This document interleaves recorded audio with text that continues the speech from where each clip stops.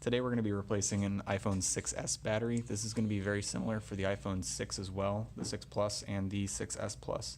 The tools you're going to need are going to be a pencil lobe screwdriver. I have a screwdriver that you can change the bit. So I've got my pencil lobe, I've got my Phillips head PH000, super small Phillips head.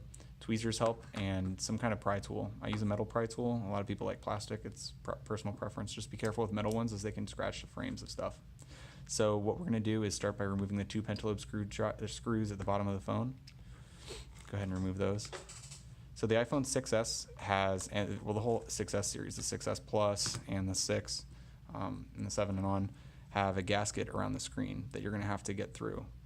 So you want to take your pry tool and get into the bottom here and continue to pry up. Just get a little bit down at the bottom and pry up along the corners. Just like that. Get all the way up and around.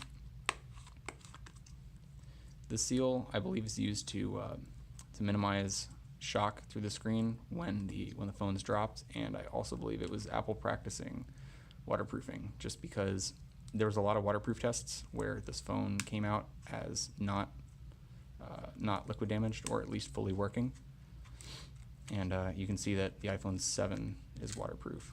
So now that we've opened it, there's this little black gunk. You can kind of see it on the camera. That's what basically was holding it in.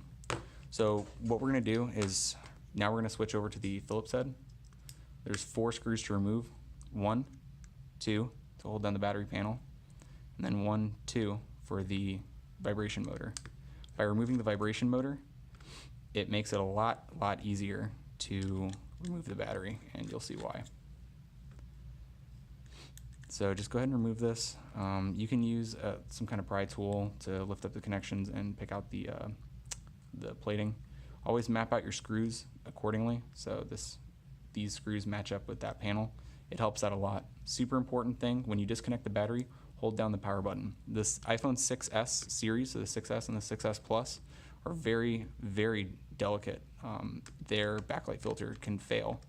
So it'll look like your screen's off, but if you take a flashlight to it, you can actually see that it's on, and that's an issue on the motherboard. It's not something very easily replaced, like replacing a battery. At this point, we've got the vibration motor pulled out. There's these 2 tabs right here and here. You can actually take your finger and peel at the tabs. And what you're going to want to do is start pulling from the bottom and make sure it doesn't tear, or else it becomes a lot more difficult. Go ahead and pull it out once and twice. This is super cool tape that Apple put in place, so when you fully remove it, it's as if the battery never had an adhesive on it. Came out just like normal. No damage on the frame or anything.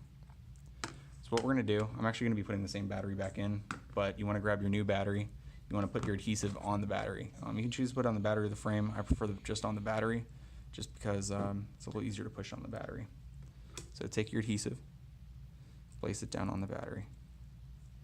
Make sure it sticks to the battery. I'll cut my adhesive.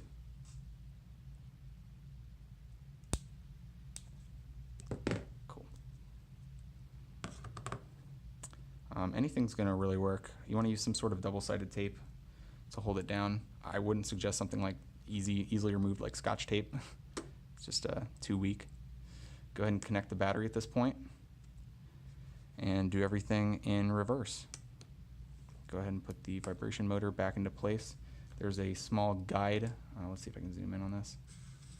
There's a small guide right here that makes sure that it's all lined up.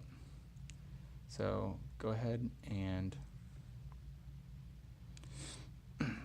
put the screws back into place. Aftermarket batteries, just to give you a heads up, are definitely not as good as OEM batteries. There's really nothing you can do about it. So expect an OEM or aftermarket battery to only last you anywhere between 3 months and 6 months. Some are higher quality. Don't throw anything over the milliamp hour rating. All the iPhones have different milliamp hour ratings, and they're actually on the battery themselves. Let's see if I can zoom in on it. So this one's a 15 milliamp hour. Some batteries might say, oh, it's a 2000 or a 2100.